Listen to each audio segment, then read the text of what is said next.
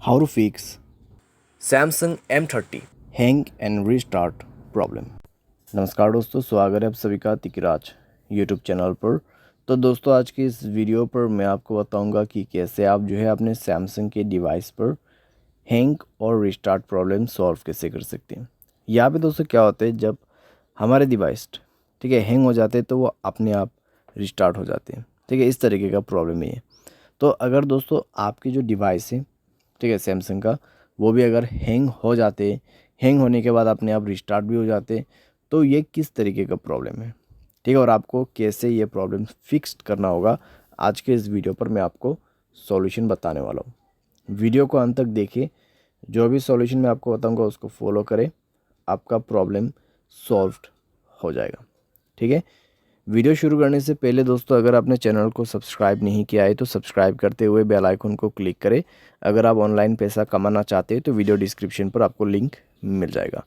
किसी भी प्रॉब्लम के रिगार्डिंग पर आप हमें ट्विटर पर फॉलो करके मैसेज करें। तो चलिए दोस्तों, वीडियो शुरू करते हैं। तो यहाँ पे दोस्तों जो हैंग एंड रिस्टार्ट प्रॉब्लम है, ठीक है, तो उसको फिक्स करने के लिए आपको सबसे पहले तो स्टोरेज में से क्लीन अप करना होगा। स्टोरेज को क्लीन कीजिए और मोबाइल पे कई सारे एप्लीकेशंस है तो उसको डिलीट कीजिए। ठीक है, बहुत बड़ा एप्लीकेशंस आप यूज़ करते हैं तो उसका डेटा को क्लियर करके यूज़ कीजिए, इससे आपका जो रैम है वो खाली होगा। ठीक है, और कोई भी दोस्तों एप्लीकेशन जो कि बैड एप्लीकेशंस होगा उनको भी डिलीट कर दीजिएगा।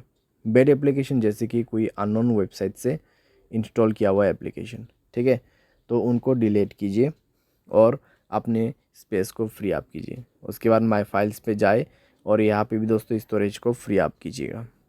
ठीक है, जब स्टोरेज आपका 40 to 30% एम्प्टी हो जाएगा, तब आप अपने मोबाइल सॉफ्टवेयर को अपडेट करेंगे।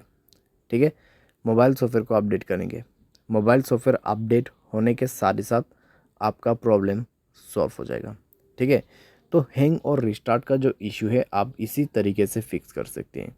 तो ये सॉल्यूशन को आप फॉलो करके देखिए, प्रॉब्लम सॉल्व हो जाना चाहिए। अगर सॉल्व हो जाता है तो अच्छी बात है।